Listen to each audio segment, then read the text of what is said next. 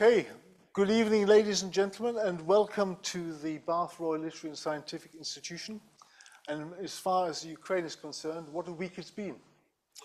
So I'm sure we'll touch on this, but we'll get to it towards the end of this discussion. My name is Andreas Wasmuht. I'm the convener for World Affairs and also for philosophy and the director of this august institution. And it's fantastic to see so many of you here tonight. It's a full house. I think in total, with the room and people online, we've got something like 130 people coming to this event. So before I introduce my illustrious co-hosts for the third time, this is the third year we're running it. Before I do that, I do need to cover off the admin for today. First of all, for you in the room, in all my time at the BLSI, which goes back over a decade years, a fire alarm has never sounded during an evening lecture. So we don't expect it to do so tonight, but if it does, I just need to tell you about the evacuation procedure. And it's very simple. If you could all make an orderly way down the stairs from where you came up to the front door, and then cross the road carefully and assemble at the obelisk at the middle of Queen Square, and then we will come out and make sure that everybody's left the building and take your name. So that's really everything for people in the room. For those of you online, welcome. It's great to see so many of you online as well. And I'm letting people in as they're here. So let me just bear with me. Let me just get a couple of people in. There you go. It's great to see so many of you online.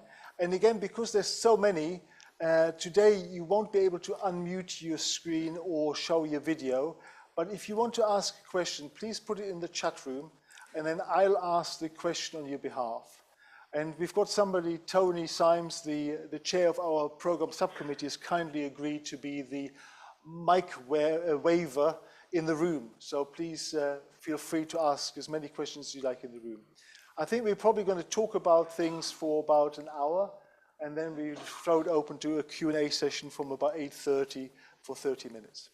And that's about it. So I think, as I already alluded to, what a unprecedented, we're using unprecedented too much nowadays, but what a week it's been as far as the Ukraine is concerned. And things are moving so fast that we will cover this.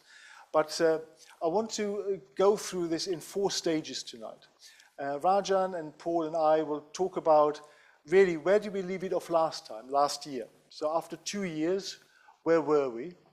Then that's the first stage. The second bit is then what happened in the last 12 months, where we are now. The third one then talks about the current situation on the field and, affecting real people, both army and civilians. And the second part of that third tranche will be, what the hell happened in the last 6 days and how do we make sense of it? And then the fourth bit of the conversation is going to be, so what will the future look like? What are the likely trajectories in terms of an end solution to the war in Ukraine?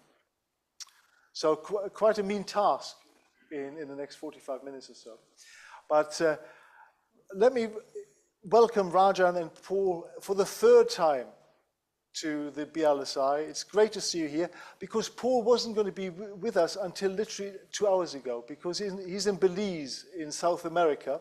So you're seeing him from Belize, and he wasn't sure whether his internet connection was going to hold up. So we're from 3 locations today: Bath, New York, and Belize. So due to the wonder of modern technology, hopefully this works. And let me just introduce Rajan and Paul for you again.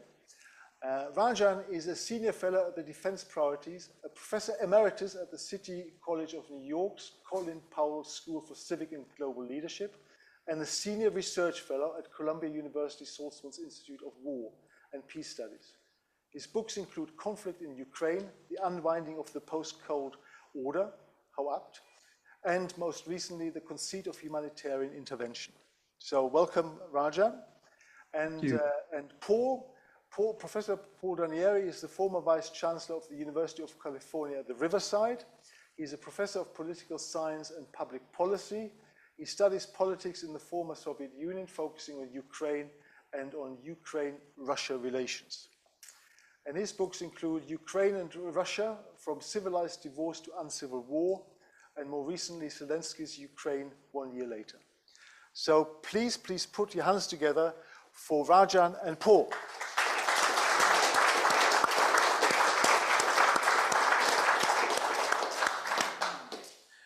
So, gentlemen, thank you very much for coming in again. And as I sort of highlighted, let's start with where we left it off last time. Yeah. So after 2 years of war in the Ukraine, where were we? Maybe you start, Rajan, and then we'll pass over to Paul.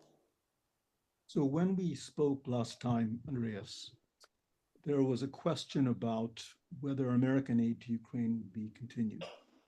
And the aid was atrophying, and only in April did Congress pass a $60 billion bill to provide aid. And in the subsequent months, it began flowing in. That meant that at a certain time in 2024, Ukraine was fighting with its back to the wall. It was out of artillery, it was out of counter battery systems, and on most indices of military power, including manpower, it was outmatched 5-1. So 2024 has been a situation where Ukraine has had its back to the wall. The Russians have made progress, steady and slow, but at an extremely high cost. Nevertheless, all the arithmetic of what it means to be on the battlefield has been skewed heavily in Russia's favor. Okay. And Paul, do you have much to add? No, I think, Rajan summarized the matter well. I think the question that a lot of people were asking roughly a year ago was about stalemate. Is the war stalemated? And if so, will we see a peace deal in the near term? And I think it's important to point out that we've kind of been asking that question about a peace deal in the near term for 3 years now. And now, of course, we're talking about it again. Yeah, Andreas, may I add one piece of information just to put this in perspective for the audience? Ladies and gentlemen, you'll remember that when the war began on February 24th of 2022, many people, including our chief military officer, the head of the Joint Chiefs of Staff, General Mark Milley, who's now since run afoul of President Trump, but not just him, but many other people, said that Kiev would fall in 48 hours. Yep. There were good reasons to believe that. But very soon, Russia will enter the 4th year of fighting a manifestly weaker opponent, which even by the middle of 2022, before massive amounts of American aid had started flowing in, pushed Russian forces from the north and from the northeast. I've been to Ukraine 4 times since the war began. I've been to the furthest point the Russian army advanced toward Kiev, and they almost took it.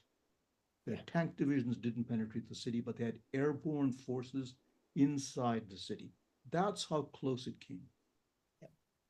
Yeah, no, I think, and certainly, if we added the dimension to this, there was 100,000 troops stationed in the north of Kiev.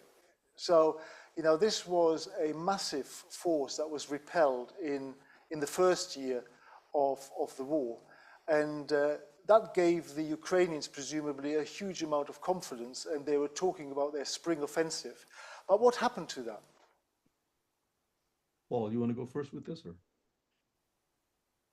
Yeah, so, in the first year of the war, I think it's worth pointing out that not only did Kiev not fall, but some of the dramatic gains that Russia made in the early weeks of the war in 2022 were then seized back by Ukrainian forces, especially in the north of the country, but in the south as well. And so by the end of 2022, it looked like a reasonable likelihood that Ukraine might be able to really push Russian forces out of the country. And that led then to these preparations for a big offensive in early 2023, supported by new armor and equipment from the United States. But in the meantime, the Russians dug in quite effectively.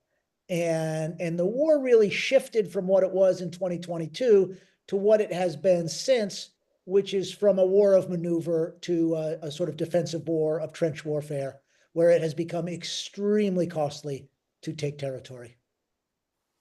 And that's so the Ukrainian offensive failed at great cost to Ukraine. And then in 2023, 2024, the offensive shifted back to Russia, which has been taking ground, but at very, very high cost. Just a word, Andreas, on the counteroffensive of 2023. You need to speak a tiny bit more closer. Yeah, how's this? Yeah, that's better. Yeah, any more and I'll be eating my microphone. So, in the counteroffensive of 2023, as Paul mentioned, in 2022, by the end of 2022, the Ukrainians had liberated not just the north and northeast, but two southern provinces in part. The other side of the river, Dnipro, they took the half of Kherson and Zaporizhia province that the Russians had taken. The counteroffensive failed for two reasons. In general, it's a general rule of thumb that the offensive side needs a 3-to-1 advantage in equipment and manpower to break through. The Ukrainians did not have it. On top of that, they had across the river Dnipro to retake Kherson and Zaporizhia province. River crossings are extremely difficult. In addition, as Paul mentioned, General Surovikin, then the commander, he was replaced because he ran afoul of Putin, had created the so-called Surovikin lines, very dense defense lines. And finally, the Russians had a huge artillery capability that enabled them to wither hell down on advancing Ukrainian troops. So the counteroffensive failed. And then we get to 2024, and I've already mentioned what the situation has been in 2024. Yeah, good. Okay, thank you for that. The other thing that I think the way we left it last time, from memory, is that we didn't feel as bullish last February as we did when we did this for the first time, because obviously we had the repulsion by the Ukrainians of the Russians in year one. By the time we got to the end of year two, we weren't even sure whether the promised 60 billion aid package was going to pass through the House of Representatives, etc.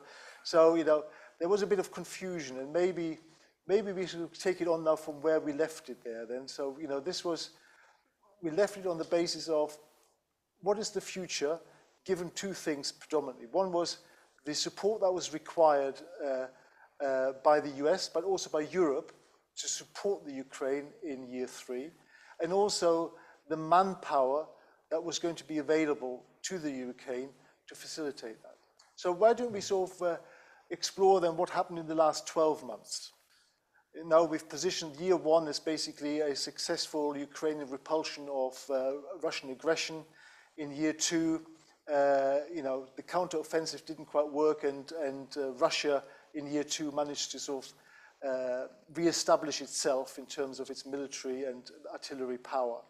So year three, we were still waiting for the much required aid, as well as not sure about the boots on the ground. So why don't we take it from there into what happened over the last 12 months? Well, what's happened essentially, as Paul mentioned, is that we've moved from a war of maneuver to a war of attrition.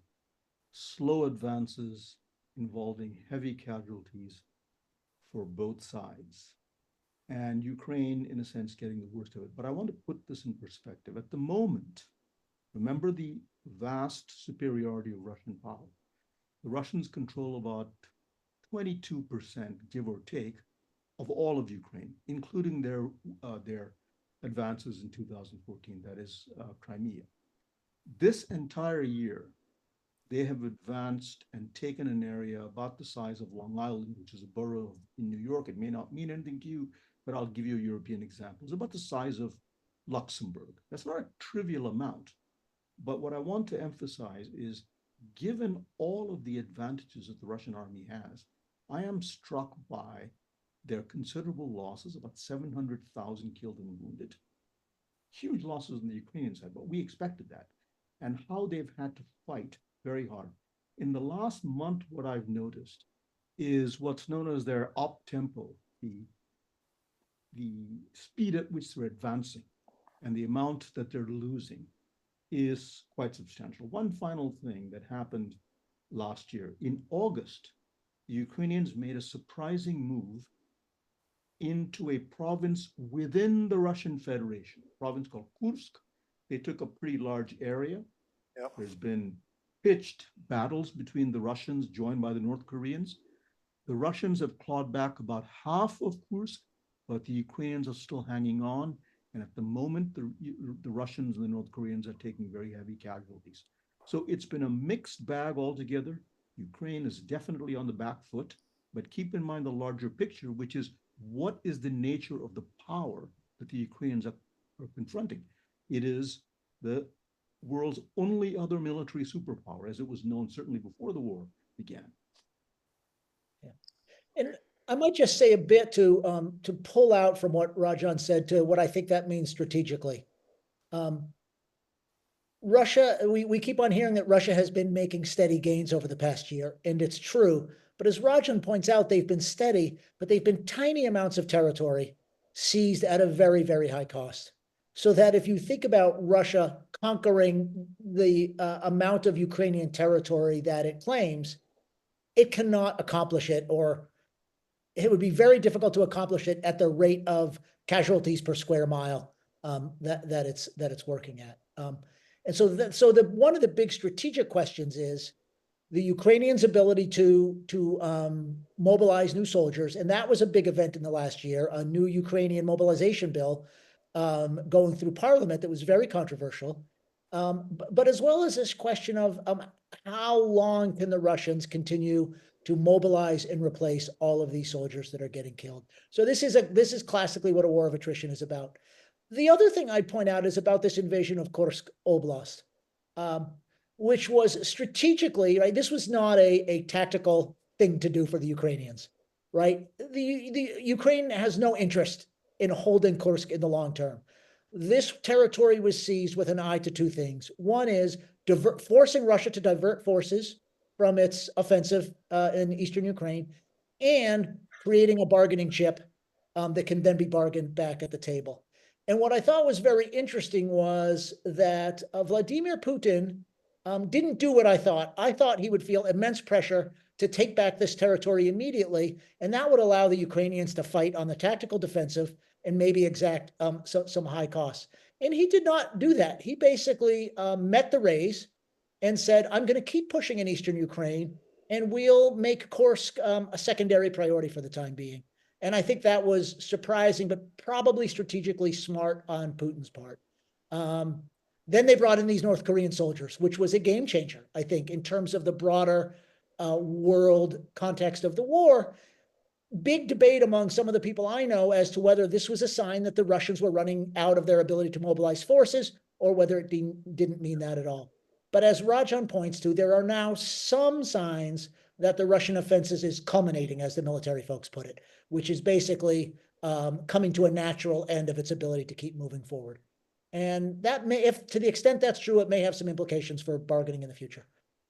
Just a quick footnote, Andreas, and then Yep. I will stop and let you ask questions on what Paul said, because he made some very good points. When the Ukrainians stormed into Kursk, the Russians never expected it. They didn't have regular army units defending it.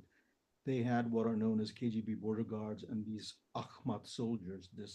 These are paramilitary forces from Chechnya who are beholden to the warlord Ahmed Kadyrov. So when this happened, it was a terrible embarrassment for Putin. Initially, he said, I'm not going to pay much attention to this because I don't want to draw troops from the Donbass sector, that is the provinces of Lugansk and Donetsk comprise Donbass. We don't want to fall for that. We are going to fight them with what we have. But what's happened in the last month and a half or so is that he has been forced to redeploy soldiers from the main front, that is in the Donbass, to Kursk, which also explains why the advances have become much more slow. The irony of all this is Mr. Trump cuts a deal with Putin over the head of Ukraine, which is entirely possible. He will, in a sense, be rescuing Vladimir Putin, because Putin's goals have been that I need all four provinces that I've laid claim to: Lugansk, Donetsk, Zaporizhia, and Kherson. He only controls one fully, that is Lugansk. Yeah. The Russian army is running out of steam. If Putin really thought he was winning, ask yourselves this question. Why would he be open to a peace settlement which, under the best of circumstances, will not give him all 4 provinces? Yeah. Well, we're not actually totally clear yet whether he's open to a peace settlement just yet from the conversations, but I think it would be, let's just dial back a little bit, because I think the tendency is that we all want to go to what happened in the last 6 days and where this is going to go. But I think I want to sort of throttle us back a little bit from that, and I want to just get a sense from both of you, how effective has the military aid been since it arrived, right? The 60 billion from the US and the supposedly 40 billion or so from euros from Europe.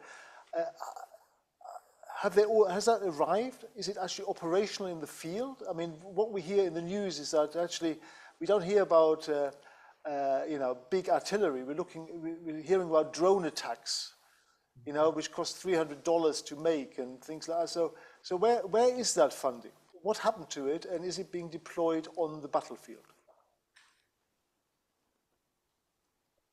One of the things I would point out about the aid package, going back to the big U.S. aid package that was passed last spring, it was as important in terms of Ukrainian morale as anything else.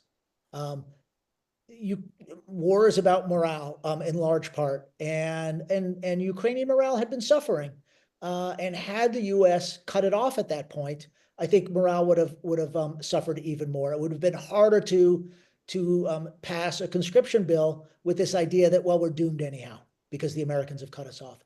So politically, it's been important. I don't have a view down to the tactical level to answer the specific question, but what I can tell you is at the strategic level, as we've already talked about, Russia has not achieved any kind of breakthroughs. It has been paying this incredibly high cost. My feeling about the US aid is generally, and about Western aid in general, is it tends to be too little, too late. Very late in the Biden administration, the Biden administration approved these systems known as ATACMS to be used at a longer distance to strike targets in Russia. That would have been very valuable 2 years ago. Less valuable now that the Russians have moved a lot of their forces out of that range.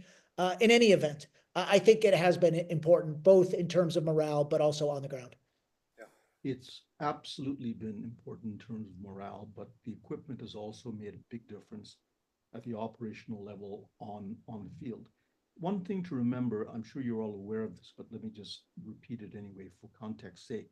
When one hears that Congress passed a $65 billion arms bill for Ukraine, as we did last April, it doesn't mean that suddenly $65 billion worth of equipment flows across the border. I've been to the border areas, and generally what happens is that the batches of military equipment, heavy stuff, like artillery systems, tanks, armored personnel carriers, counter-battery radars, they come to Rzeszów Airport in Poland, and then they make their way across Ukraine. Now think of Ukraine this way. In land area, leaving aside Western Russia, it is the largest country in Europe. It's a huge place.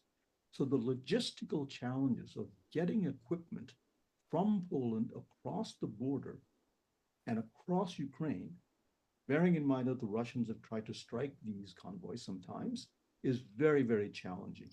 The problem for the Europeans is this: the United States has given, all told, about $65 billion, give or take. Don't hold me to these numbers, but that's generally the case. If you take all of the military aid that Europe has given, it's about $10 to $15 billion less.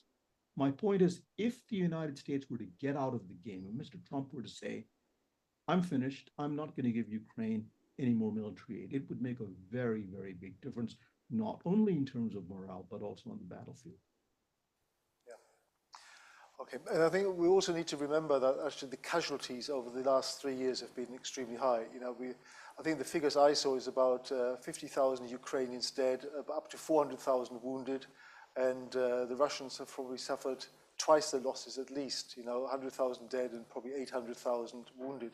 Does that resonate with the sort of figures you heard about, or is that because some commentators say it's even higher, the loss of life?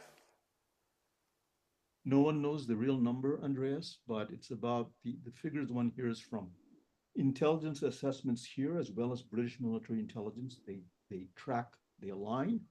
It's about 600 to 700,000 Russian casualties, that is dead and wounded, and about 400,000 for Ukraine. Now, bear in mind, however, that Russia has a much bigger population. So in terms of losses, there's no question that Ukraine is taking a bigger hit. You don't have to walk around Kiev very much before you encounter wounded soldiers. And there are thousands of non-governmental organizations that have sprung up in Ukraine, which is a very dynamic society, to take care of them in all manner of ways. But the casualties have become so high, and the uncertainties of Western support have been so high, that it is now becoming increasingly difficult, unlike when the war first broke out, to get young men to sign up. The military police and regular police are literally trying to get people off the street so they can send them to the front. Ukraine has got a very big manpower problem. There's just no getting around that. Yeah, I think people online are saying you need to get closer to the microphone, Rajan. So you might have to eat it after all. You might need to be closer. Okay. Good. I think How's this? Yeah, that's better. That's Okay. better. What about Paul? Anything to add? No, the only thing I would say is, casualties. Yeah, the Ukrainians are struggling to replace their casualties. What we don't know as much about is how difficult Russia is in replacing its casualties, and we don't know what Putin's calculus is politically. We know that Putin, or we believe anyhow, I think we know that Putin, right, wants this war to not be something that affects the daily lives of Russians. And I think that's been a that's been a strategic victory for Putin so far politically, is that most Russians are just going on living their lives.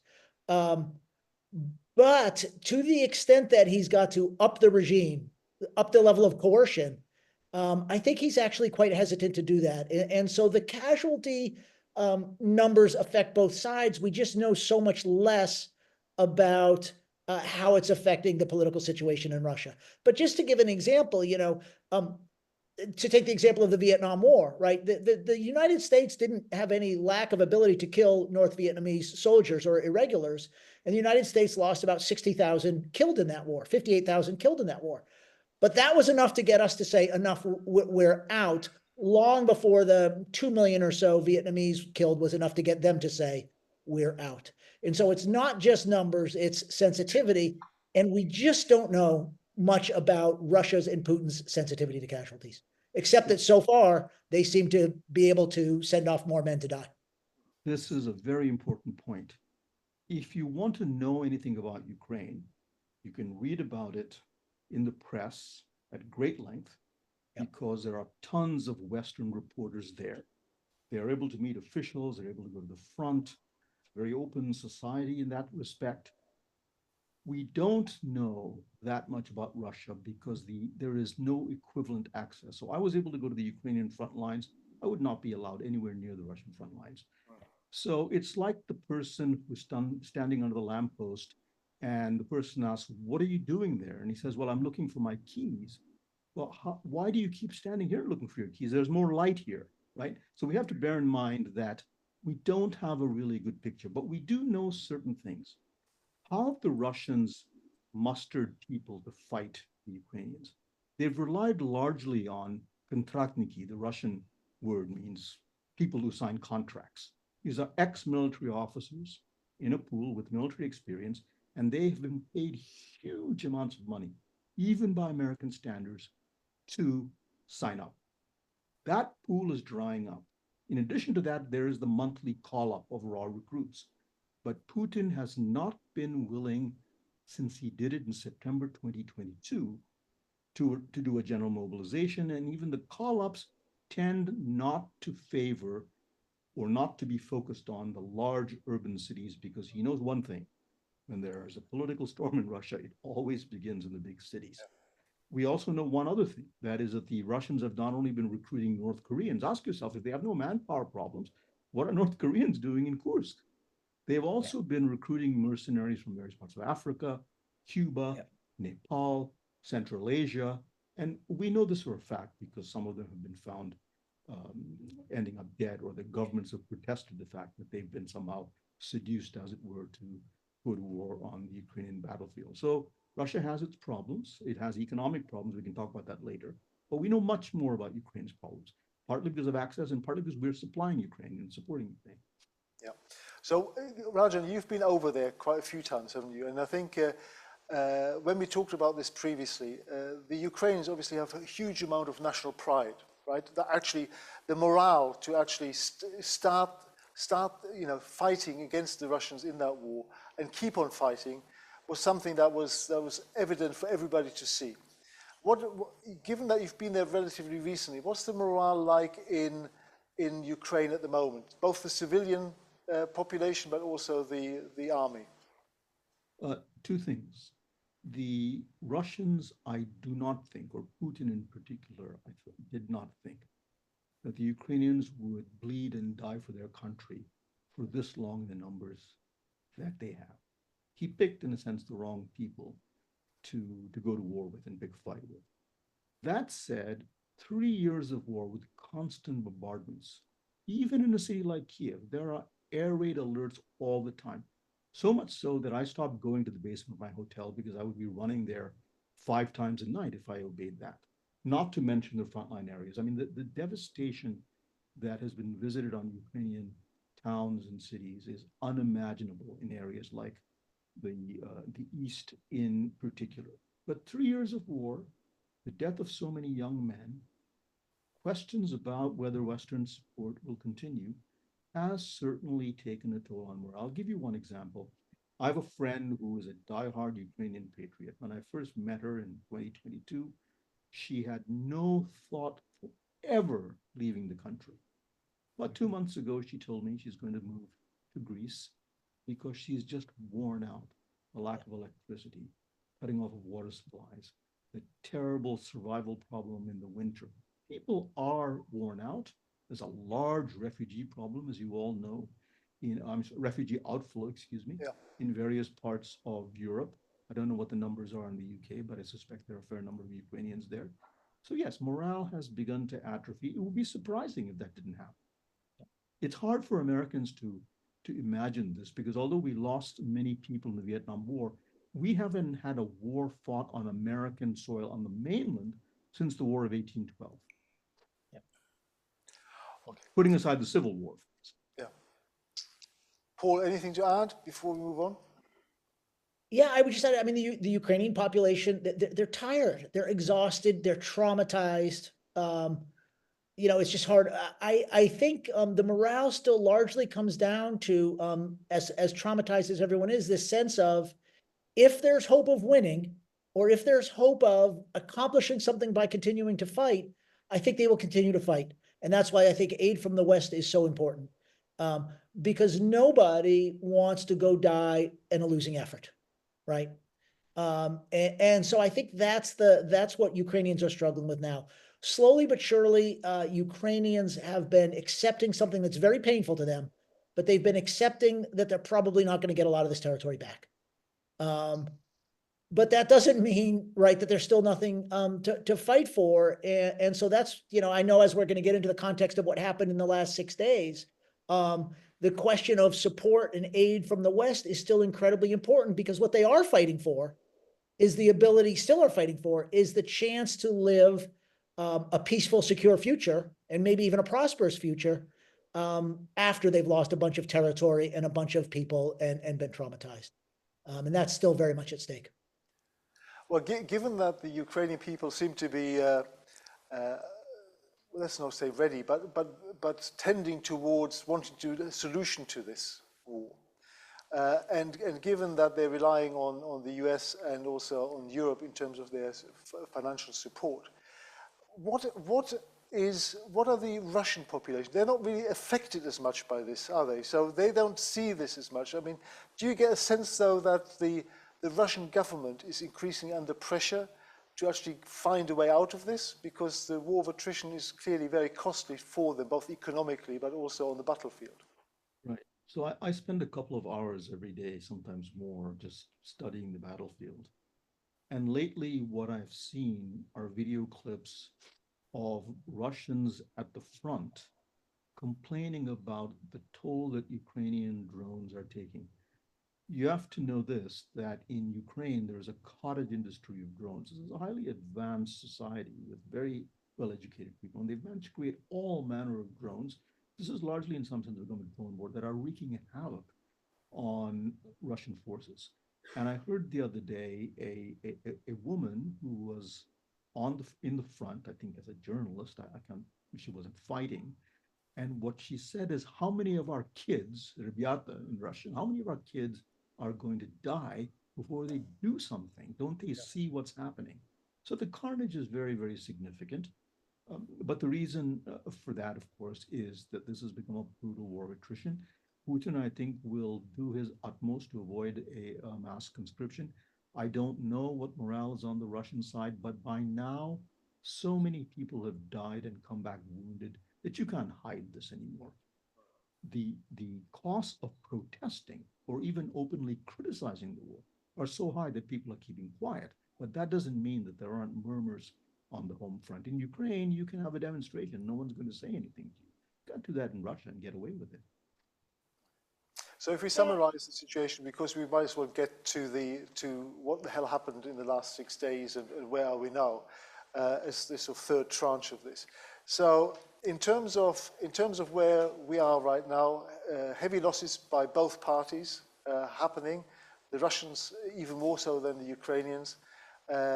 The civilian population in Ukraine is feeling the war on a day-by-day basis and is getting exhausted.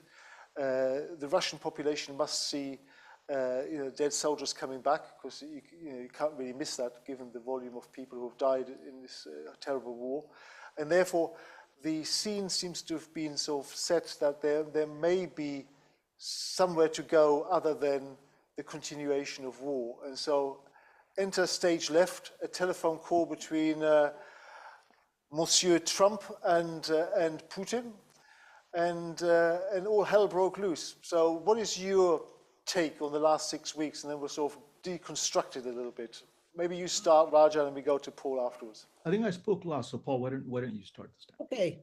Yeah, I'll just say, this is the kind of, I think, blow to Ukrainian morale that the Ukrainians didn't need. What's happened in the last 6 days or so is, in short order, a phone call between Trump and Putin, a remark by the U.S. Secretary of Defense, and then a speech by the vice president in Munich has basically given away for free what I think most people thought would have been two things to really use as leverage at the bargaining table, namely the question of Ukrainian territory, but also the question of Ukrainian membership in NATO. Just to focus on the latter, Putin, for whatever reason, we can argue about this, but Putin obviously considers it very important that Ukraine not become a NATO member. So that's the thing that a normally shrewd bargainer would want to leave on the table, right? Even if you didn't really, even the United States doesn't want Ukraine to be a member of NATO, and a lot of Europeans don't want Ukraine to be a member of NATO. But that's something you would want to, right, bargain away at the bargaining table. And so we've already presumably given away a lot of bargaining leverage. And so that's just, to me, it's inexplicable. But it's what's happened. And then much more broadly, I think what the Trump administration collectively has said, and Rajan is always more reasonable than I am, so he can dial me back a little bit. But basically, they've said, in my mind, that the post-World War II set of thinking, which is, or the post-1939 thinking, that the United States is committed to the security of Europe, is no longer operative. We're not interested anymore. And I'm not going to dial you back, Paul, because I think that's a huge deal, and I'm not sure it's been perceived widely enough in Europe. And I'm not sure it's perceived widely enough how little the average American seems to appreciate the importance of this or really care. I'm not going to dial you back because I actually agree. I mean, I think you might want to speak up a bit, Rajan. Get a bit closer. Okay, I can't get any closer without literally marrying this microphone. This is good. Okay. The speech by Secretary Hegseth, Defense Secretary Hegseth, the message was not inflammatory, because what he said is, you Europeans have to spend more for your own defense. I happen to agree with that position. I have no use for Mr. Trump, but I happen to agree with that. We are probably going to withdraw forces from Europe. You will have to spend more. You will be principally responsible for your own defense, as well as for your Ukraine's post-war security. If there's a security guarantee to be given, don't look to the United States. It's a European problem. You have to deal with it. I don't know how many of you saw Vance's speech, but it wasn't a speech to the Ukrainians. I think to the Europeans or to the British people. I think he was speaking to the MAGA base in the United States, and in particular to his boss. Only that explanation makes sense to me when I look at the speech and see how outrightly crude and insulting and offensive it was. But if you add the two together, we're at a point that we've never been before. For the last 60 years, if you ask the American establishment, what is one major goal? They would all say, to keep the transatlantic partnership alive, NATO is our most important ally. Europe is central to our geopolitical security strategy. I think that is gone. And I think Paul is correct that it will take some time to sink in, because sometimes people literally cannot believe what they're hearing. But this is a wake-up call for Europe. For a long time, Europe has been able to rely on a 1-800-USA thing. 1-800 is the number you call toll-free without charge in the US when you want to call an emergency service or free service. The Europeans have allowed their defense to atrophy. I mean, to give you one example, France has 90 heavy artillery systems now. That is the equivalent of what Russia loses every month. Germany had 7,000 tanks during the Cold War. It now has 200, half of which are not serviceable.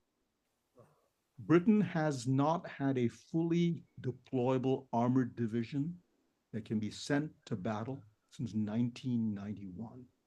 So all of a sudden, when Trump says you've got to take care of yourself, there is a huge amount of ground that the Europeans have to make. They can't do it quickly. There's not a lot of support as far as I can tell for big defense spending. On top of that, you have the resurgence of the UK Reform Party. You have an election coming up where it is not inconceivable that the AfD could enter a coalition or at least do very, very well. Macron is facing challenges from the right. You have Hungary's Orban and Fico, his counterpart in Slovakia. And there isn't a lot of will, I think, to spend more. And it is going to be very difficult to muster a robust European military coalition to provide Ukraine the security guarantees needed for all of the reasons that I mentioned. Yeah. So, and I think everybody probably agrees with that exactly. I think the thing that I don't understand is that Trump 2.0 is pretty consistent with what Trump 1.0 was. So why did the rest of the world not realize that they were going to get much the same and had to be more self-reliant rather than relying on the US? I mean, they've had 4 years, actually probably more since it started. They've had 8 years since the start of Trump 1.0 to start shifting. Yeah. So, well, the first stage, go ahead. Go on, Paul. Well, I'm trying to find some sort of rational explanation as to why they thought they could do what they've done again, despite the warning signs being written large in the clouds. Yeah, I was going to say the first stage of grief is denial. And I think a lot of people in Europe and in the United States as well met the first Trump administration with denial and thought that the 2020 election was a sign that the Americans had recovered from their fever. Yeah. And of course, in the first Trump administration, Trump himself was actually reined in by what we might call the United States foreign policy establishment and the national security establishment. But rather than the Americans having recovered from their fever, what we see in the Trump administration is a determination for the next Trump administration not to be reined in. And what I would stress to people is this is what the American people, right, by a plurality, voted for. It's not an accident. It's what the American people voted for. And I say that with no joy whatsoever. But I think it needs to be recognized. This is not just Donald Trump. It's not just a narrow group of crazy people. It was 77 million American voters who, after the first Trump administration, understood pretty well what it was that they were voting for. So what does that mean? Well, the Europeans, yes, after the first Trump administration and after the Russian invasion in 2022, I remember Olaf Scholz gave a great speech. And he said a lot of things, right? And without wanting to insult my German friends, not a ton happened, right? And this is the question. This is the old question. The Henry Kissinger question about Europe was, when I want to call Europe, right, who do I dial? And so there's still a question, is Europe a thing, or is it a whole bunch of countries that are all going to hope somebody else does something? Now, I have some more provocative things to say, but I'll stop there for now. Andreas, Sure, we'll get to that. To go back to your observation of Trump, as you put it, 1.1 and 2.0, I think you suggested, correct me if I'm wrong, that why are we surprised? Because we've seen this before. I think Trump 2.0 is very different. Trump is what, 78 years old? Yep. He may try to engineer a constitutional amendment where he can serve another term. The Constitution does not allow more than 2 terms consecutively or not. But I think he knows that's an uphill battle. So he thinks that time is not on his side. He wants to get an enormous amount done. That's one thing. The second thing is he has 2 goals.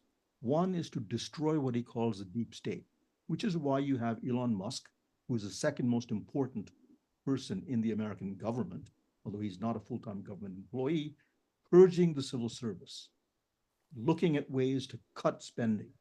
So that's the domestic goal. The foreign policy goal is to completely rewrite the strategic priorities of the United States because he doesn't believe in a Europe-faced foreign policy. So things are happening now at a speed that they did not in Trump 1.0.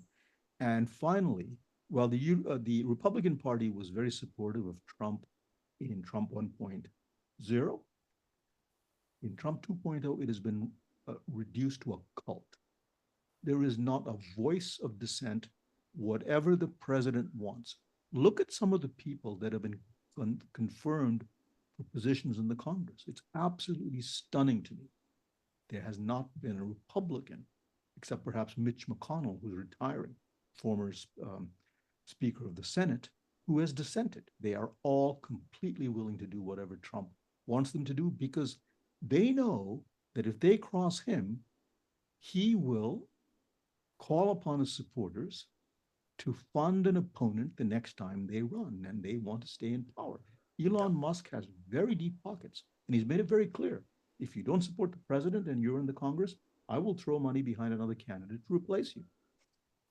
Okay, well, let's veer away from Europe and back to the US and that JD speech, right? That the vice president's speech, because I think effectively Europe was told that populism is good. Yep. Right, free speech needs to be upheld, whatever free speech it is, and actually he accused the Europe of being undemocratic because they're not doing that. So I think some pretty harsh words delivered, obviously for the ears of his master, Mr. Trump, but resonating very strongly in Europe, which gave cause to an emergency summit only days after. So, do you want to unpick that? Do you want to unpick that? How, whether that is that just noise, or is this a lasting impact on Europe in terms of how it looks at it? Because the reason I'm asking is because JD Vance, he actually met up with the AfD. Musk is actively supporting the right wing, far right in Germany in an election that is only days away. So is this something that we should expect to sort of materialize from America over the next 3 or 4 years? Absolutely. I mean, I will just say of Vance's speech that coming to Europe and accusing Europeans of forsaking liberal democratic values. When J.D. Vance does that, it's rather like Jack the Ripper giving a speech on nonviolence. I mean, it's absolutely extraordinary that he did that with a straight face. But he also, when he was there, met Alice Weidel, the AFD leader, knowing that there is an election upcoming. I'm not sure I can say it has never happened before, but I've never seen so blatant an intervention in the electoral politics of not just an ally, but on the European continent, certainly the most consequential country. So will you see this kind of thing happen again? Yes. Elon Musk had Alice Weidel on his, it's now called X, it used to be called Twitter, that he bought for $44 billion. He had, I think, an hour or 45-minute long interview with her. So yes, absolutely. I will say one other thing. I'm not defending Mr. Trump, but we're seeing much more than something happening in the United States. You have variations of this in the US, in India, in various parts of Europe. There's something going on that reminds me a little bit, without being overdramatic, of the 1930s. I mean, liberal democracy is on the defensive, and populist demagogues who are cashing in on some of the deep-seated grievances that people have about their government not delivering are doing an extremely effective job. And so they're to be taken very, very seriously. No, there's no question.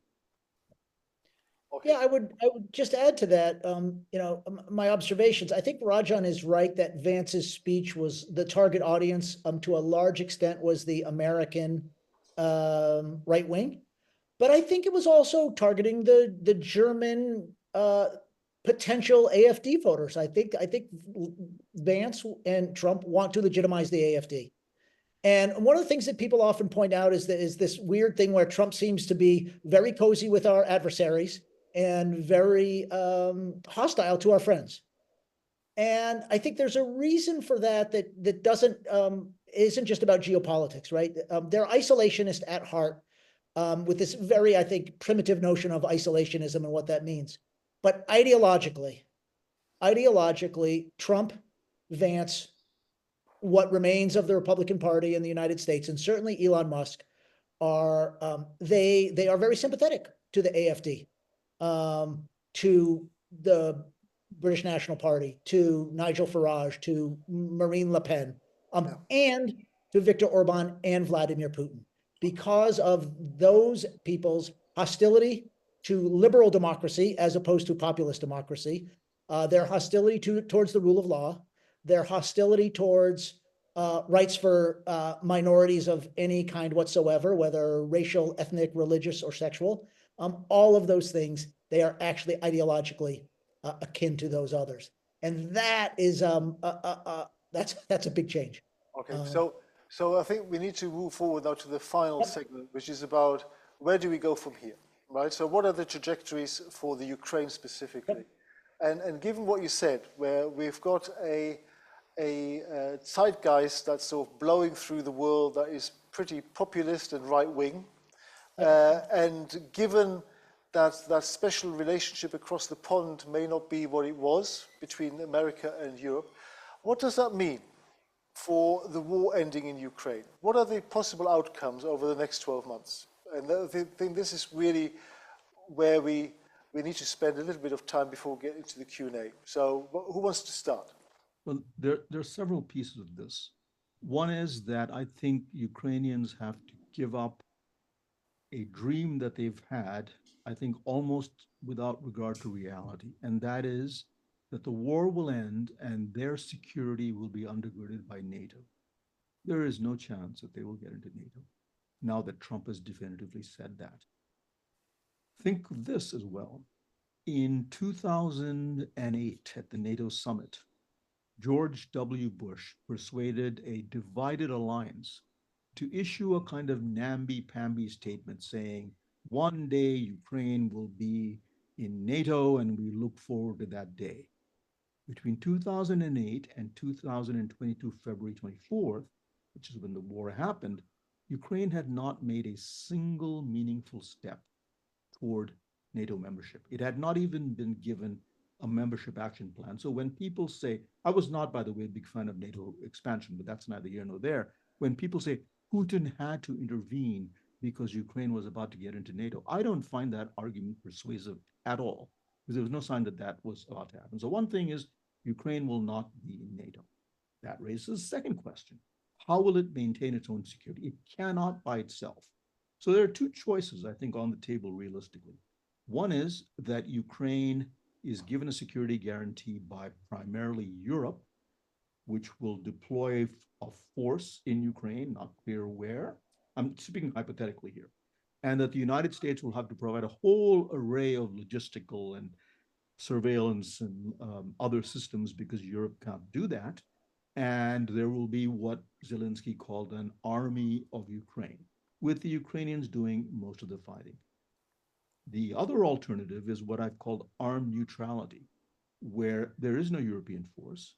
Ukraine stands on its own. It's not a member of NATO, but it works out an agreement where it can count on long-term training and military equipment from the Europeans and perhaps, although that's unlikely, from the United States. My own view is any Russian leader, including Putin, having seen what it means to invade Ukraine, I would think twice, especially because the Russian economy, which we haven't talked about, is in some serious difficulty. So I'm not entirely persuaded by those who say, well, he'll end the war and invade again, and then next he'll be in Estonia or Hungary or Germany or whatever. I don't think that's possible. So I think there is a way of arranging Ukraine's defense, but it's not going to be through NATO. Oh, Paul? Yeah, I would build on that.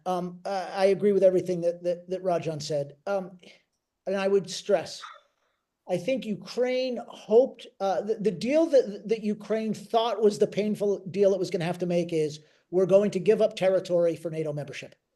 And now what they're being told is, no, you're going to give up territory, and you're really not going to get very much in return. And the strategy is going to be hope, right? The hope is that Russia won't invade again.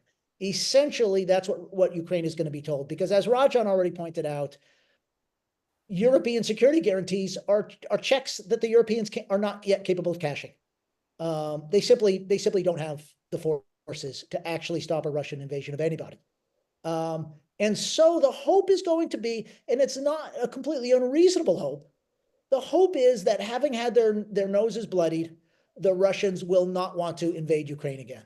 And that's going to have to be the strategy because the Europeans aren't going to stop it. And I think that's just simply put. And the Americans appear like they're not going to stop it. So then the question is, what does that mean for Ukraine while it tries to rebuild, to also find the money to build a military force to at least keep the price high for some future Russian invasion? And it's going to be a real tricky thing. I want to, before we move too much further, I want to finish with my provocation, which is I want to think 10 or 20 years down the road after the United States has withdrawn its security guarantees for Europe. One reason for those guarantees to be put in place in the first place, going back to the 1950s, was to ensure that West Germany did not decide that it needed nuclear weapons. Right? You don't need nuclear weapons, West Germany. We, the United States, will protect you if the Russians decide to come across the border. It seems to me it is only a matter of time, if the United States withdraws, that the Germans or the Poles or the Czechs or any of the countries in that region that have a very robust domestic nuclear industry decide that, yep, the French aren't going to save us. The British aren't going to save us. We can't afford to go toe-to-toe in conventional terms with the Russians any more than the Americans wanted to go toe-to-toe in conventional terms with the Russians in the 1950s or 60s. Nuclear weapons are the answer. And so I think there are much further reaching implications of this than anybody really wants to admit. That's my provocation. Yeah, well, and I think it's a provocation that's already out there. You know, it's not. This is something that the people are actively talking about. So I think it's something that everybody wants to avoid, right? And therefore, it's like the elephant in the room that nobody really wants to explore too deeply. Now, from what you seem to be saying is that NATO membership for Ukraine seems to be off the table already, from what you're saying, given the early conversations that have already been had. Crimea is completely off the table. We're never going to go back to 2014 or before 2014. And from what you're saying is Ukraine will probably have to let go of quite a bit of land on the eastern side. How big? We don't know yet. That would be the sort of, is that what you're saying? Paul, Yeah, I mean, I think a standard right answer to all these things is you hold on to the territory you have, right? A ceasefire in place is almost always what happens. The one exception to that will be Kursk. The Ukrainians don't want to try to hold Kursk. I think they would like to trade it, but I think in the end, they're going to probably just have to give it up. And the Russians will control the territory in Ukraine that they currently control. Yeah. The Russians are going to ask for a lot more. And I think that's where things are going to get interesting with the Trump administration. And I think one of the things to be interesting is to the extent that the Russians start appearing more avaricious than Trump imagines them to be, how will Trump respond? Yeah, absolutely. Okay, Andreas, can I just add something very quickly to what Paul said? Today, the foreign minister of Russia, Sergei Lavrov, said, we will not accept a European security guarantee to Ukraine if it means that any NATO forces are in Ukraine. Now, Donald Trump has said through his underlings that if the Europeans decide to give Ukraine a security guarantee and deploy troops within Ukraine, it will not, those European forces will not be covered by Article 5 of NATO. That is to say, if they get into a skirmish with the Russian army, they're on their own. They won't be protected by the United States. So this is a big, big responsibility and risk for the Europeans to assume. I'll just add one other thing that we haven't talked about. There's a whole business of reconstructing Ukraine. The estimates vary, but I've seen figures as high as $750 billion. Question is, where is that money going to come from? Well, 500 billion will come through the rare earth metals that Trump seems to have his heart set on, by the sounds of it. But I know we need to come to a Q&A session now. I think one of the most fundamental questions, forget land and military aid, is will Russia actually recognize Ukraine as a sovereign nation going forward? Because that seems to be the big problem, right? In the hearts of Putin, Ukraine is part of Russia, will always be part of Russia, and is not separate. Do you think the Russians will actually, forget NATO membership, even EU membership, will the Russians categorically, explicitly state that the Ukraine is its own sovereign nation, and therefore with it comes all the trimmings? Russia signed a treaty to that effect in 1997. Yeah. Okay. And I think that's your answer. Now the real answer, Paul. Who knows what goes on in the mind of Vladimir Putin, but I suspect it will always be the case that a particular flavor of Russian politician will find it valuable to find foreign enemies and make foreign claims for the same reason that Putin seems to like to do it and that our president seems to like to do it, because it works. If Putin gets everything that he wants from Donald Trump, and he's gotten quite a bit already, I still can't imagine him signing a treaty or a peace settlement document that says the Russian Federation hereby recognizes Ukraine as a sovereign, independent country. He'll just finesse that. He won't commit to it. Not because I think he wants to annex all of Ukraine. That's just not possible for him. I don't think that was even his objective when he invaded. It was actually to change the regime in Kiev and have a subordinated Ukraine. Ukraine is too large a country to conquer. But I don't see him coming out and saying, yes, I recognize Ukraine as a sovereign country now, and I have no further designs on it. He will just, as we say in American football, punt. Okay. Well, we need to get to the Q&A session now, but before we do, I'm sure everybody will want to put their hands together to thank you very much for your expert commentary. Thank you very much.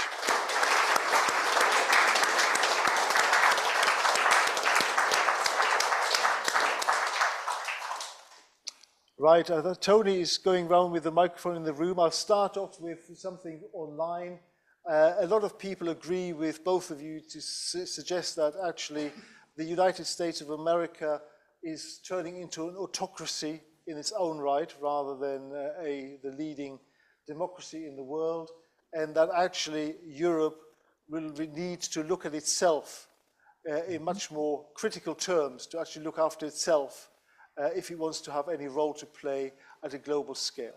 So I think that's just a warmer up from online. I'm on to more questions online, but maybe there must be lots of questions in the room. So Tony will seek you out. Well, I'll start in the front. Could you hold the microphone up and close to your mouth like this? Because otherwise the online people won't hear. Right. I hope that's okay. Just immediately looking to any peace settlement, if one can call it that. What's the position of America? It hasn't given away this yet, but on sanctions to individuals and to the Russian state, oil and so on. And what, following on to that, would be on the table as far as demanding reparations. As you know, there's a lot of talk and interest in just taking all Russia's treasure, which we hold in the West, and using it for Ukraine. How would Trump react to that happening to his good friend, Mr. Putin? So, as you know, about $300 billion of Russian liquid assets that were kept in various Western banks has already been seized, and Putin has insisted that he wants that back.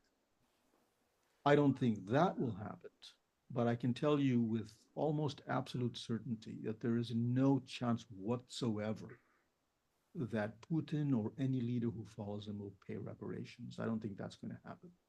As far as sanctions, that is very high on Putin's list, because people can say, well, sanctions didn't stop him from gobbling up more and more of Ukraine. Sanctions have created a huge amount of trouble, especially the last sanctions that Mr. Biden put on a large Russian energy company that has now almost made it start losing large amounts of money. So they do want sanctions removed.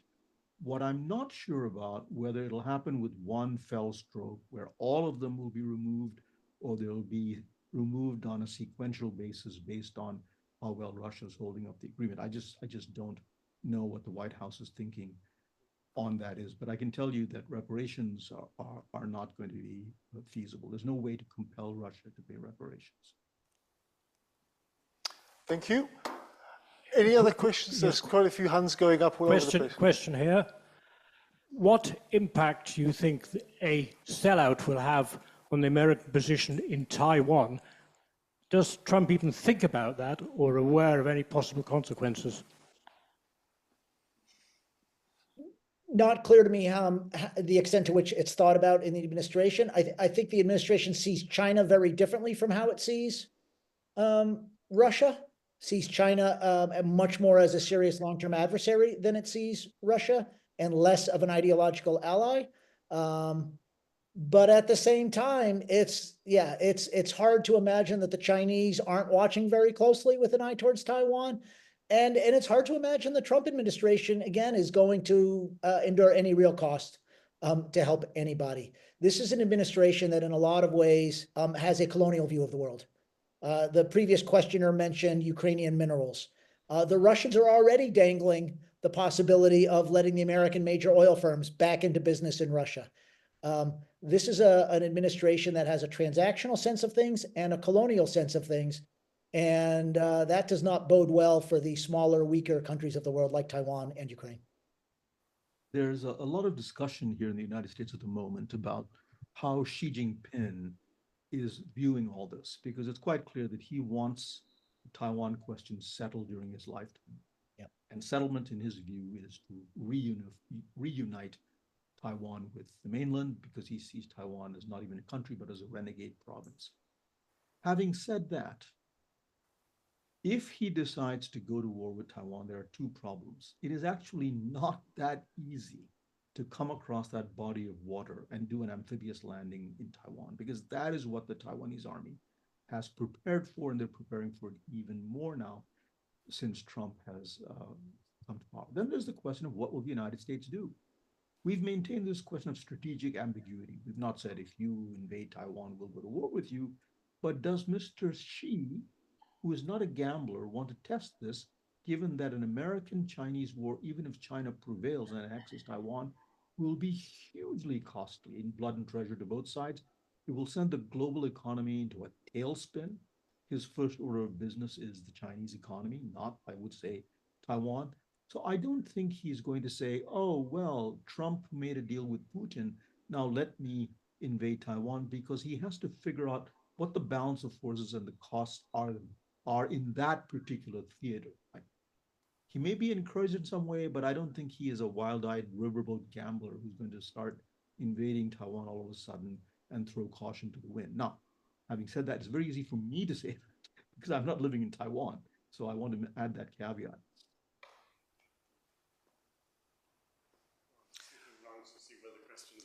Well, I'll tell you what, whilst you do that, I'm just going to ask one from online by Joe Wilson. Paul or Rajan, do you think that if Putin invades another European country, that the USA will stand by and watch?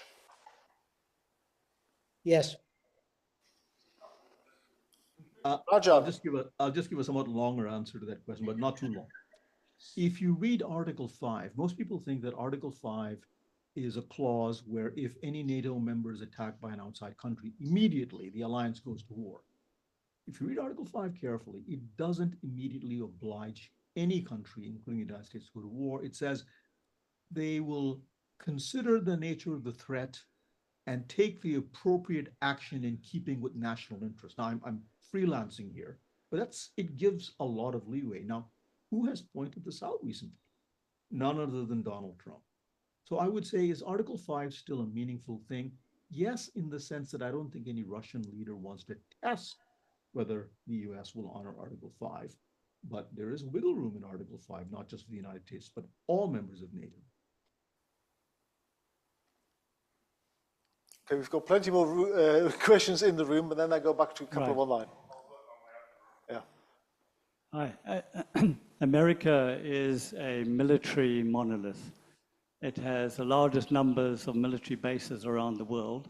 And if you look at China and Russia, they're completely ringed by American military bases. As Trump moves to a more retractionary approach with basically tariffs and trying to close the world down, what are they going to do with all their military bases in Europe, for example? Are they going to withdraw those? Any comments? I think it's a good question. I don't have a sense that it's at the top of the priority list, but I think it is the sort of logical extension of the Trump administration's policy. And again, I would say their policy, I would expect to be much more transactional, which is our troops are not there for our benefit, they're there for your benefit. And if they're going to stay, we expect something in return. And I also expect a little bit of what I sort of would call the protection racket aspect of it, which is if you don't want to make concessions and give us things in order for us to protect you, we'll leave you to the likes of China, Russia, whoever it is, right? That's essentially this colonial approach to Ukraine's minerals. It's like if you want our help, you have to pay. You did, sir, ask a very good question, because I think it's worth bearing in mind that from the Chinese and Russian point of view, and I'm not trying to write a brief for either country here, but from their perspective, it does look like the most powerful country in the world has surrounded them with bases, which is why it was not Vladimir Putin who first objected to NATO. It was Boris Yeltsin. Nobody in Russia that I know of, including liberal Democrats, likes the idea of NATO expansion. Now, your question on bases, I think I agree with Paul completely. I don't think that Donald Trump actually wants to walk away from NATO. He rather enjoys coming to Europe and being treated like the monarch. As far as other bases are concerned, he'll do exactly what Paul suggests he'll do. He will say, well, you need to pay more to keep these bases going because we're doing you a favor. I don't see Trump as an isolationist. There's a bit of a militarist in him, but I think he rather enjoys the idea of the United States being the dominant power in the world. His priorities in terms of geographic areas are very different. And his view of alliances are very, very different. But there's no question that a world in which the United States is the dominant power is very important to him. I will just add one other thing. Trump 2.0, you didn't have crazy ideas like annexing Greenland or annexing Canada or calling Prime Minister Trudeau Governor Trudeau, or the idea of emptying Gaza of all its citizens. Nothing like this was ever put forward to the best of my knowledge in Trump 1.0. So Trump 2.0 is a lot less, shall we say, crazier. Okay, just online, I'm going to ask a question saying, when will Europe and Ukraine be at the bargaining table, and what influence will they have?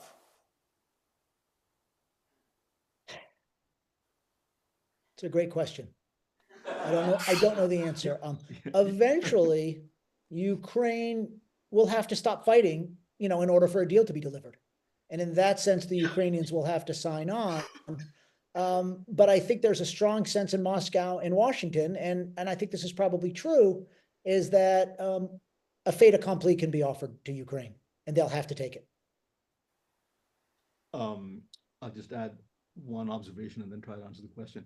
I'm sure all of you know that when college professors say, that's a good question, they're buying time because they have no idea how to answer it. And I don't, for the simple reason that I'm 71 years old, and I never thought I would live to see the day that the things that are going on in the United States are actually happening. I often think I'll wake up and this will be a nightmare. This is a dramatic, revolutionary change in not only foreign policy that affects Europe, but it affects much more American citizens.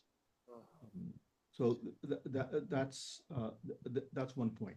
The other is that it's very difficult to know what Trump believes, because as independent a thinker as he says he is, he's often very much influenced by the last person he talked to, if that person convinces him that Trump is the equivalent of the greatest thing ever invented. He's very much susceptible to flattery. And Vladimir Putin is a former KGB officer. He's extremely good at knowing how to manipulate people. So my worry is that he will be able to manipulate Donald Trump in the following way. He will suggest an idea that is wholly advantageous to Russia and convince Trump that it's a brilliant idea and that Trump thought of it. And Trump will announce it as if he thought of it. I could see that happening. I think it's very bad news for Europe and Ukraine.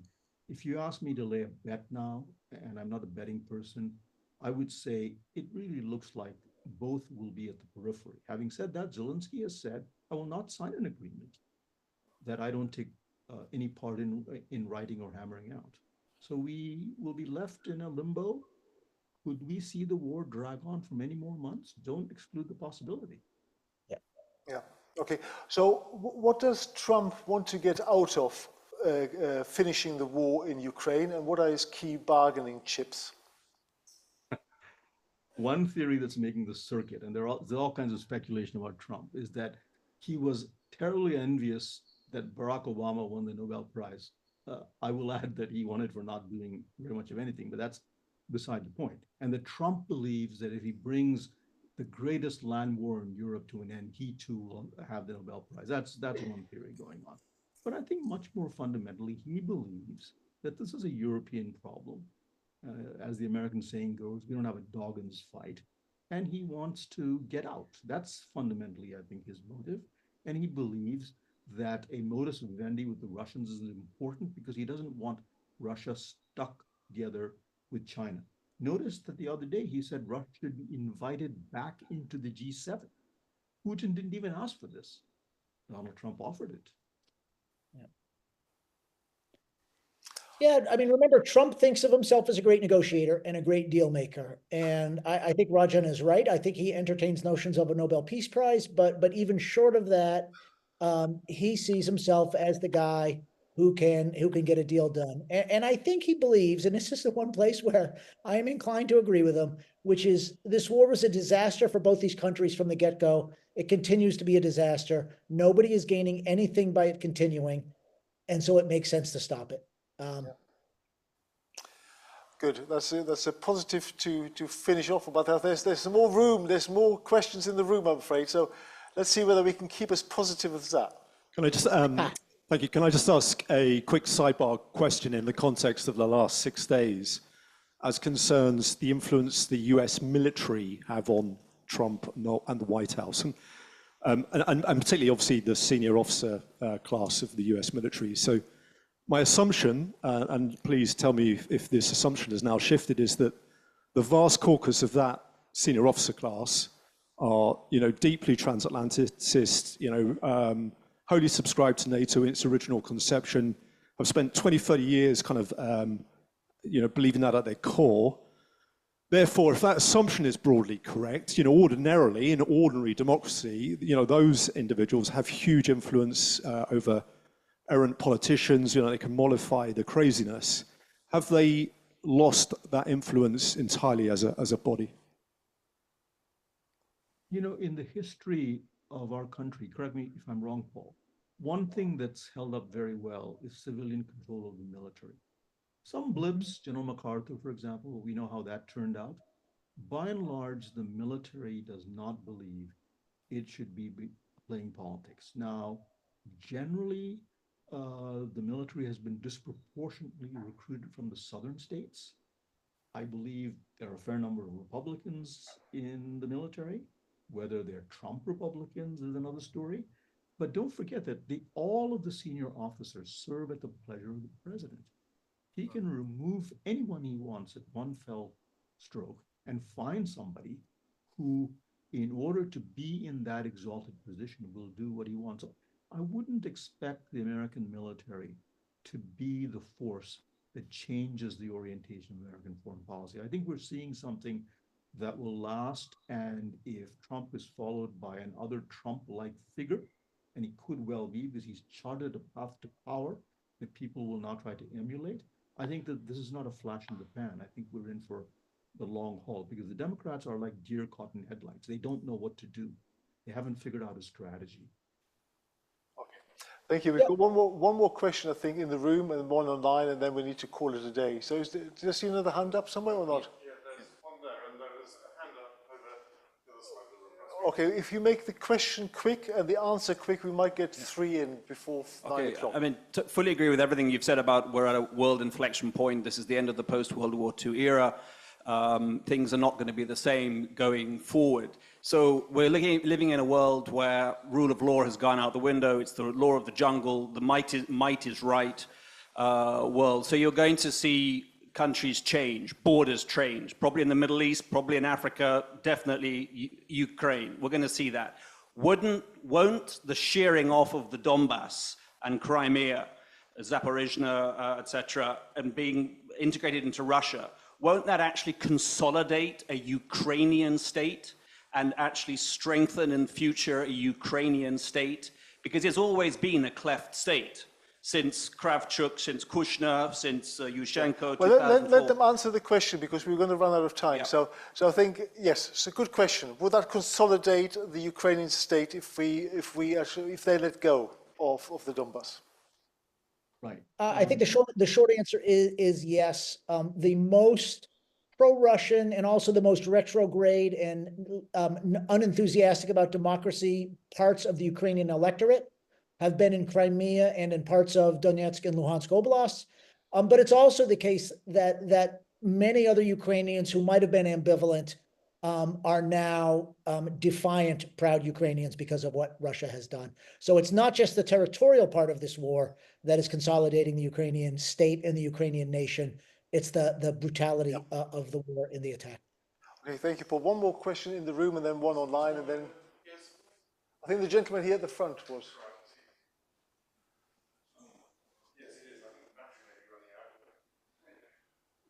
My question runs through from the line of thinkers that you all know: Kissinger, Mearsheimer, Sakwa, Deason, Cleveland, the Eurasia director at QI, Quincy Institute, and many others. Andreas, we can't hear well. You need to speak directly into it like this. Sorry. No, you need to speak to it like this. Can you hear me now? I don't think they can. Yes. Yes. If you will, yes. This line of thought shares a common line of thought, but recognizes the driving force for this war in Europe is Russia's Achilles heel perspective. It sees the loss of its only warm water port, together with the USA's NATO establishing a mobile, medium-range, ground-to-ground, nuclear-capable missile bases in Crimea, such as the 2023 service long-range hypersonic weapon known as Dark Eagle. I'll cut the question shorter than that. What I want to know is this not the key reason for the present war in Europe? The Russian interests being so deeply threatened. Okay, interesting. So this is the alternate impression from the other side. So as I mentioned, there's absolutely no question, as you implied, that the Russians of all types, and long before Vladimir Putin came on the scene, were opposed to Ukraine joining NATO or NATO expansion at all. Boris Yeltsin did not want this at all. One of the most liberal foreign ministers Russia ever had said, "You will rue the day you start expanding NATO because you will have in my country forces come to power that you will not like." Now, having said that, I will say, with regard to your question, I don't think NATO expansion is what triggered the war, because Ukraine was nowhere near gaining membership. Did Russia like the fact that the United States can project power far and wide and deep into Europe? No. Did it have reason to look askance at that? Absolutely. And so I would agree with you to that extent. Was NATO expansion what triggered the war? There are many people, John Mearsheimer is one, I'm sure you know the name, who believe this. I've discussed this with him endlessly. I was a critic of NATO expansion, but I also am one who believes that that was not what caused the war. Now, if you ask me, do I have a good explanation of why this happened? I don't, because I didn't expect it to happen. Okay, Paul, do you want to add So anything? I have to intervene here. It's what Rajan says. It's true. Russians have been opposed to NATO expansion for a long time. Before NATO's expansion was a gleam in anybody's eyes, Russian leaders across the spectrum, including Boris Yeltsin and many others, were saying, we have got to get Ukraine back. In fact, the fear of Ukraine gaining a bit more autonomy within the Soviet Union is what spurred the coup attempt in 1991. So the imperialism, or whatever you want to call it, towards Ukraine predates hypersonic missiles, predates NATO enlargement. That's what this is about. Good. Okay, just to finish off then. So whatever caused the war, following the last question, when we sit here next year, the three of us, with the audience, right, in February 2026, what kind of deal will have been struck about the Ukraine? Is the Ukraine a sovereign nation, security supported by either Europe and the US, and with suffering a loss of territory in the Donbass and obviously not regaining Crimea, but being its own sovereign nation? Or how do you see us meeting up again in February 2026?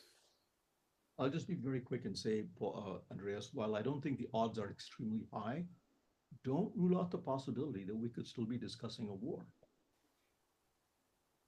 So I would say there's a pretty good chance that next year we're going to be saying, boy, that last year at this time we thought there was going to be a peace agreement. Well, okay. Well, on that rather less than positive note, I do, by the way, feel your existential angst as Americans about what's to unfold in America, never mind in Ukraine. So maybe that is going to be part of the discussion in February 2026. But in the meantime, can I ask you once again to please put your hands together for Paul and Rajan?